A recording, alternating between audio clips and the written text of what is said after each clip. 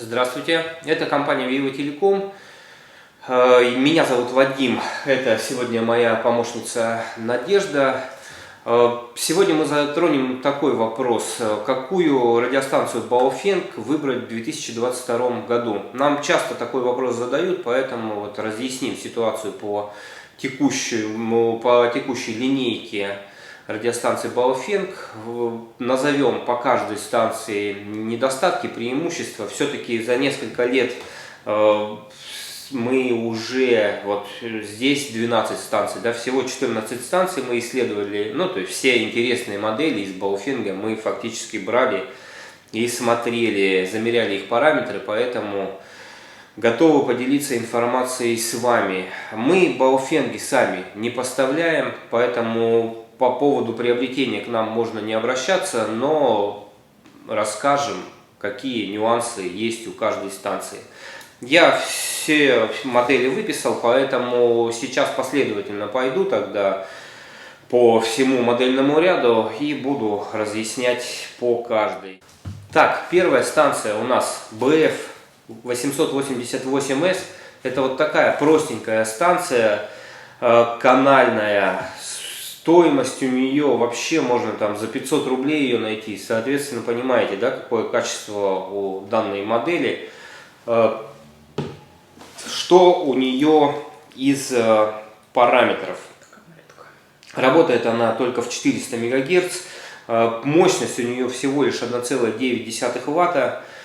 По избирательности она тоже не очень, как и все, в принципе, Baofeng. То есть вот вся линейка, но я потом отдельно остановлюсь, общие какие проблемы у станции. Емкость аккумулятора у нее составила всего лишь 848 мАч, то есть это очень мало. И как следует из этого, время работы у нее тоже малое. Громкость динамика также 112 дБ, не очень хорошо, но понятное дело, корпус маленький и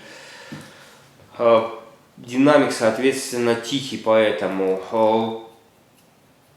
для кого рекомендуем, в смысле не рекомендуем, а для кого можно использовать данные станции, да, если вам надо там пару раз пообщаться на какой-нибудь стройке, да, и вы не задумываетесь о качестве передачи и приема, то да, ее в принципе можно смело использовать. Далее можно детям поиграть дать. Да, можно детям еще поиграть дать, но правда канальная станция не особо, наверное, то есть никаких кнопочек особо нет, поэтому в Джеймса Бонда поиграть только, то есть все-таки профессионально она выглядит. Следующая станция BF888S+, это вот такая станция, но у нее пластик уже получше, соответственно, я думаю, что она подороже стоит.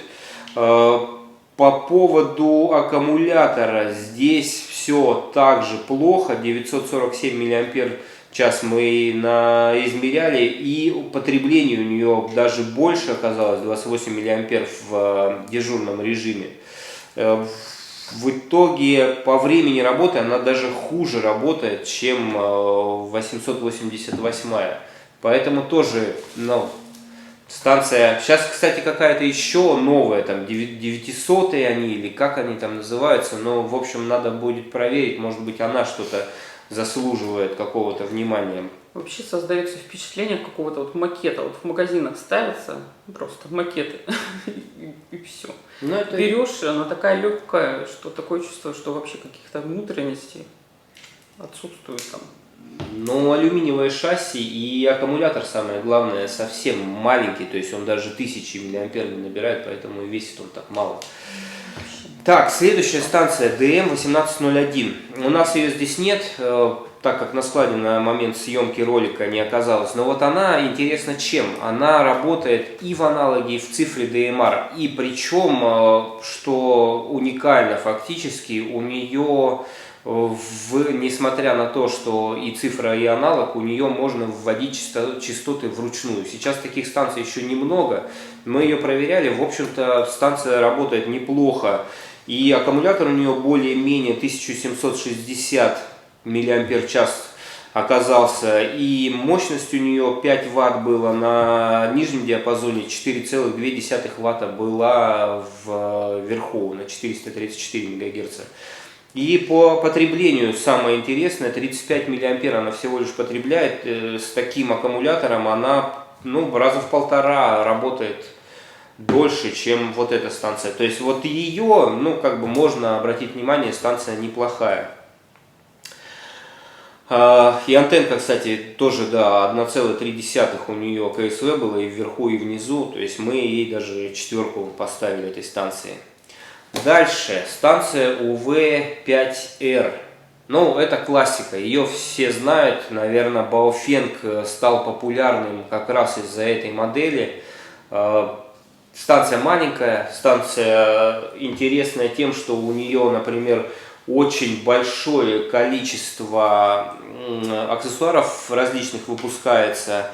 У нее получается мощность около 6 Вт. Сейчас, кстати, есть и с 3 уровнями мощности, там, возможно, еще повыше, мы ее не проверяли.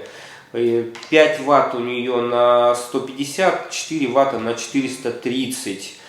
Емкость аккумулятора, да, слабенькая, тоже 1216 мАч всего лишь. Соответственно, время работы такое же, как вот у этих профи-станций.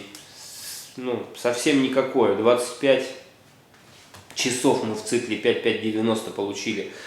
Но к ней есть большие аккумуляторы, там раза в 2 длиннее станции. Там, наверное, емкость побольше. Мы тоже их не брали, но наверняка там, по крайней мере, да, раза в 2 должна емкость увеличиться. То есть для кого-то данная станция может быть предназначена для тех, кто хочет познакомиться с миром радиосвязи и не хочет тратить большое количество денег. Но тут, кстати, отступление сразу я вам скажу. Ни одну эту станцию официально использовать вы не можете. Потому что в России разрешено 2 диапазона безлицензионных, это 434 МГц, так называемый LPD диапазон, мощность там всего лишь 10 милливатт, то есть не в ватты, а 10 милливатт. И второй диапазон это 446 МГц, PMR так называемый, там мощность полватта. Ни одна из этих станций не соответствует мощности. И тем более еще и частоты вручную вводятся, то есть вам нужно для официального использования этих станций иметь как минимум радиолюбительскую категорию 4. Это я так, то есть сейчас вся ответственность ложится на пользователей, просто про то там разговоры, что вот Моторолу я взял, она безлицензионная, но работает 500 метров там, или 800 метров, но зато Моторола не нарушает закон о связи. У нее реальная мощность полватта и работает она только в безлицензионных частотах, то есть 446 МГц. То есть вступление в мир связи, да, имейте в виду, что не надо нигде на людях это показывать, потому что могут быть проблемы все-таки у вас. Следующая станция BF-H7 у нас следующая станция. Вот она из последних моделей. Чем она интересна? У нее более крепкий корпус. То есть и пластик здесь получше, и потяжелее она, и, соответственно, более прочна она для каких-то суровых, если вы будете применять ее целей, то она больше подойдет, чем та же пятерка. Пятерка гораздо нежнее, чем BF-H7. И аккумулятор, кстати, у нее почти 1900 мАч составил. По избирательности она так же, как и все остальные. В цикле 5590 она в итоге это лидер по времени работы из всех Baofeng'ов, которые вот у нас сегодня представлены. 74 часа у нее в цикле 5590. Антенна, кстати, неплоха, на 400 МГц 1,17 единицы на 466, правда, МГц, то есть самый вверх диапазон уходит, но зато работает неплохо. То есть вот эта станция нам более-менее понравилась. Следующая, 82-я, тоже классическая модель. Но на данный момент она ничем не примечательна. То есть 1500 у нее емкость аккумулятора, избирательность никакущая, 15 единиц всего лишь, 4,5 ватта внизу, 4 ватта наверху. Тоже сейчас есть несколько модификаций там с 3 уровнями мощности, но станция старая, я, наверное, ее бы уже рассматривать не стал. Следующее, у VS9 у нас станции сейчас нет на руках, но тоже ничем не примечательно. Аккумулятор у нее слабенький, время работы ужасное, 23 часа всего лишь в цикле 5590, поэтому на ней останавливаться не будем. Как старый сотовый телефон. Старый сотовый телефон, но да, возможно, корпус у нее такой длинный. Следующая станция, вот эта станция, кстати, тоже интересна тем, что у нее есть влагозащита, причем мы ее в ролике топили. Я, кстати, по каждой из этих станций, у нас есть отдельный ролик, я вам ссылки внизу под видео дам на каждую модель, можно будет посмотреть. Так, аккумулятор у нее 1600, соответственно, по потреблению приличное, 35 часов всего лишь она работает в цикле 5590, поэтому ничего хорошего, но то есть единственное у нее преимущество это нормальная влагозащита, то есть она реально может выдержать. Да. Ну и следующая UV XR Baofeng. Абсолютный клон 9R+, почему-то только с другим названием, ничего у нее, никаких отличий нет, абсолютно такой же аккумулятор, все абсолютно то же самое, антенна вот здесь в комплекте была с другими параметрами, но ничего, ну то есть, если уж брать, я бы взял 9 все-таки, мы ее проверили, поэтому здесь... смысла в XR нет. Следующая станция UV6R. Вот такой вот необычный у нее дизайн. Что тут у нас? Аккумулятор слабенький, 1300. Время работы 26 часов. Тоже очень слабая. Избирательность тоже не очень. 4 с небольшим мощностью вверху и внизу. Ну, то есть такая проходная модель. Ничем не интересная. Следующая UV10R. Ну, это вот вообще, получается, не заслуживает никакого внимания. Тоже аккумулятор еще меньше, 1200 всего лишь, 27 часов. Время работы у нее в цикле 5590, антенка 1.4, тройку мы и поставили, то есть тоже я ничего хорошего в ней не вижу. Дизайн, посмотри, какой-то. Дизайн, да, интересный, как будто в костюме она в каком-то одета, в пиджаке. Нарядная. Следующая, тоже нарядная. UV10R, так, UV10R она называется просто, хотя модель вышла позже, чем вот та в пиджаке, которая, но почему-то она называется просто R, а та называется плюсом. Что интересно у нее, как на одном из первых, наверное, Baofeng'ов есть Type-C разъем для зарядки аккумулятора. Именно на аккумуляторе. То есть вот этим параметром она интересна. В остальном аккумулятор слабенький. У нее 1300 даже не набрал. Но потребление небольшое. Соответственно, время работы 43 часа мы получили. Следующее. BF-A58S. Тоже есть у нее интересная особенность. Это работа в третьем диапазоне частот. То есть она может принимать на 255 МГц. То есть так называемые спутники Satcom она может принять. Ну, то есть передавать она там не может, но принимать способна. И, кстати, по чувствительности она там более-менее на этом участке, минус 124 dBm мы получили. Аккумулятор, как и у всех баофенгов, это слабое место, 1300 мАч, соответственно, время работы 26 часов. Слабый динамик еще 113 дБ. Она хоть выглядит как радиостанция. Ну да, классический вид у нее. Антенна не предназначена для саткома, то есть ее смело можно сразу выбрасывать. Ролик по ней посмотрите, если интересно. Мы ей поставили 2 балла, видимо, какие-то у нее проблемы все-таки были в ролике, я уже просто не помню. Мощность, кстати, у нее слабовато, 3,5 ватта и вверху, и внизу.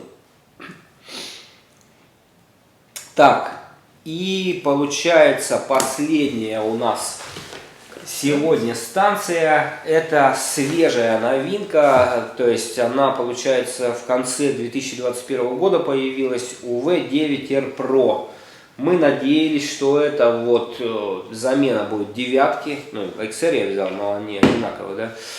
Но, к сожалению, китайцы здесь перемудрили и в итоге допустили брак, во-первых. Во-вторых, вот этот красивый дизайн, да, он позволяет набрать станции полный прием-передатчик при опускании в воду. Несмотря на то, что она заявлена как влагозащищенная, но... Ихтиандром ей не быть. Да, набирает она как мыльница запросто воду за 3 секунды. Поэтому тоже мы ее сразу не рассматриваем. В итоге, да, какие нам вот из этих баофенгов все-таки интересны, да. DM1801, потому что она работает в цифре, в DMR. Следующая модель BF-H7, потому что у нее крепкий корпус, ну и более-менее аккумулятор максимальный, да, из всех представленных. Ну и вот эта станция UV10R, потому что у нее есть USB-порт для зарядки, тоже это может быть удобно. Ну и A58S, да, то, что у нее есть 3-й диапазон, ну хотя сейчас альтернатив очень много, поэтому давайте остановимся тогда на общих проблемах радиостанции Baofeng. Это слабая избирательность, первое. Поэтому для города они в основном не предназначены. Они у вас будут собирать все помехи с соседних каналов. И, ну, хотя это вас, конечно, не волнует, но вторая проблема, при нажатии кнопки передачи они излучают не только на своей частоте, но и на соседних каналах, и на соседнем диапазоне. У нас есть даже отдельный ролик про это, насколько мусора всякого они в эфир дают, но вас же это не волнует, правильно? Главное попередавать с Васей, вместе поговорить, поэтому пусть эта проблема останется внутри Baofeng, да? Для вас это не является проблемой. Далее, еще какие недостатки у Baofeng'ов? К сожалению, Baofeng сам продает только своим дилерам станции, у них нет официального магазина на AliExpress, ну или вообще на китайском магазине, да, можно, конечно, на сайте, я, кстати, ссылку дам на сам магазин Baofeng под роликом тоже. Так вот, там можно купить, на AliExpress вы именно от самого Baofeng не купите, купите только от какого-нибудь дилера, а это уже ведет к тому, что появляются сомнения вообще в подлинности этого товара. Я понимаю, он дешевый, да, но все равно подделки попасться могут. Это проблема тоже, да, то есть и огромное количество моделей, там чуть ли не каждую неделю что-то у них новое появляется. Реально это выпускает Baofeng или это какой-то китаец в подвале решил придумать новое название и новый корпус поставить. Вот в этом тоже сложности, то есть всегда покупаешь кота в мешке, то есть это будет нормальная станция или все-таки нет, или это какая-то подделка вот с этим, ну и как бы с этим трудно бороться, да, то есть нет путей, где 100% гарантированно можно купить оригинал от самого Baofeng. Ну и, в общем-то, все. И также проблема, да, с низкой емкостью аккумулятора. И, кстати, принципиальная проблема то, что они указывают вранье в технических характеристиках. Мы поэтому еще и по этой причине не занимаемся вообще бауфенгом, потому что нигде правды не найти. Вот, например, я возьму, да, первую попавшуюся станцию, десятка. Реальная емкость у нее 1288 мАч. Знаете, сколько здесь написано? 8000 мАч. То есть в 4 с лишним раза, да, они решили добавить. Также и по мощности такие же проблемы. Здесь, кстати, мощность вообще не указана. Но она не весит. У нее, но бывает тут и 10 Вт, или, как интересно написано, меньше, либо равно 5 Вт. То есть сколько угодно может быть меньше, и 0,5 это будет соответствовать, да, данному написанию, и 5 Вт тоже будет подходить. То есть вот такой предел от 0 до 5 Вт без проблем. Теперь по поводу альтернатив. То есть если мы уж рассматриваем какую-то бюджетную линейку, в которой играет Baofeng, да, то есть гораздо интереснее заводы все-таки китайские, в том числе завод TYT. Он производит также несколько моделей. Я вот тут несколько штучек отложил. Несколько моделей, да. Например, 350-я, TH350 станция, да, она 58-ю станцию запросто заменит. То есть у нее и аккумулятор, ну хотя аккумулятор тоже 1400, но по времени работы, если выключить слежение за двумя каналами, то у нее время работы аж 212 часов. То есть Baofeng'у это ни одной из этих моделей даже не снилось такое время работы в ожидании. И стоит она, я, кстати, специально цену выписал, 4200 рублей на Алиэкспресс на момент снятия ролика. В принципе, модель достойная. Вообще, как бы завод TYT, он достаточно серьезный завод, и некоторые российские марки выпускают под своими брендами продукцию этого завода. Мы с ней работаем достаточно, ну, опять же, под другими марками, да, достаточно много, и по надежности никаких претензий нет, и самое главное по характеристикам фактически TYT ничего лишнего не добавляет. Далее еще Pritevis, не знаю, есть ли у них собственное производство, но по крайней мере контроль качества у них хороший. Вот RA685, дешевая станция, 300 можно найти на Алиэкспресс. У нее есть функция захвата частоты, что интересно. У нее есть порт USB Type-C для зарядки аккумулятора также. Ну, то есть вот эту станцию, да, она сможет заменить запросто. У нее большой экран, удобное управление. В принципе, оно похоже, конечно, на Baofeng, но никаких особых проблем не вызывает. То есть станция вполне достойная, ну и как бы по качеству я думаю, что она гораздо выше, чем та же пятерка, например, или вот эта станция. У них даже качество пластика чувствуется, что другое совсем, как бы более такое. Ну да, плотный. Более солидная станция все-таки.